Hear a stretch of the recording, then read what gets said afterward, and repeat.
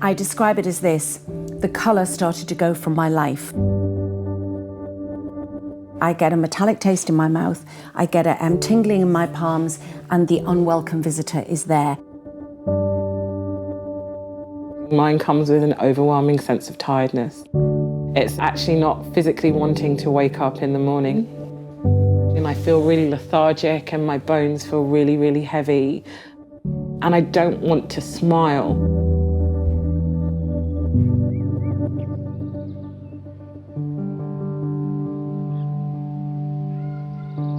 I'm Denise Welch. I'm an actress and I'm a presenter and a sometime writer. And I suppose a mental health advocate.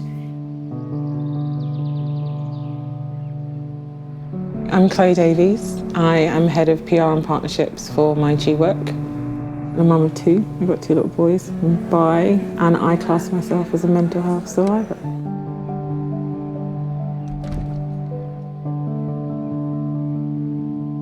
We both know that we each have mental health issues. So when did your depression first start then?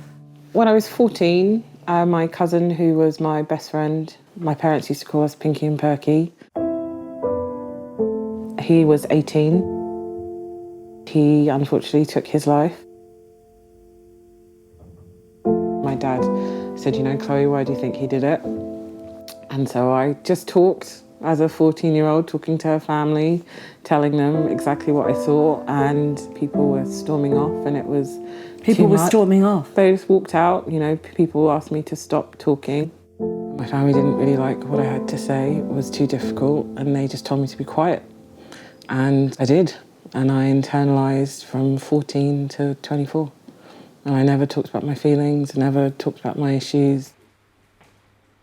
It took me until my granddad, unfortunately he passed away, and I had a full mental and physical breakdown. I was in my bed for 3 days. I only just about got to the bathroom. My job, I had a great job, and they actually came and knocked on my front door, and I ended up in hospital. And How old were you then? I was 24. The origin of mine was when I was older, so I was 31 when I had Matthew, my firstborn. I had him on the Saturday, and on the Wednesday, I went home, and I remember thinking, everything feels really weird, like it's a dream sequence. But I had just had a baby, Chloe, so I thought, well, it's not real, you know.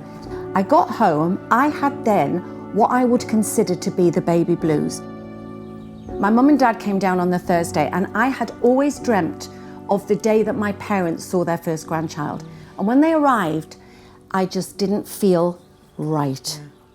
I had 2 hours sleep. When I came to, the whole lactation process had gone. So I had gone from having full milk to nothing.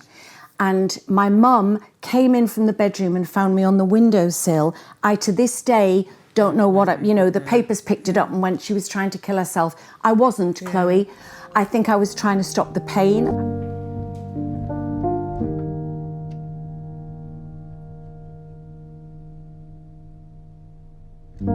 My mum's Nigerian, my dad is half Syrian, half American, so it's that kind of inherently African-American, let's keep it in the family, we don't talk about these things.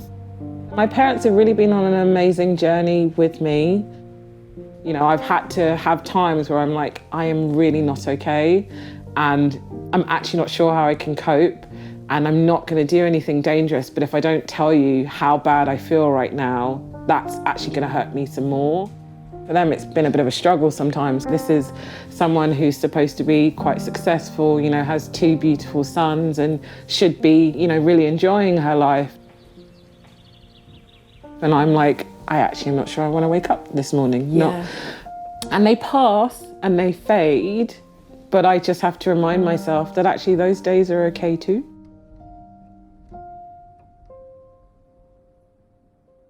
I was self-medicating for many, many years. It started with alcohol, and of course, as we all know, it temporarily makes you feel better, but then makes you 10 times worse. And then it was cocaine. It was horrendous, and it ruined my life and many other people's lives for years. 8 years ago, me and my husband gave up drinking, and it was the best thing we ever did, not just for me, but for the ripple effect of our families.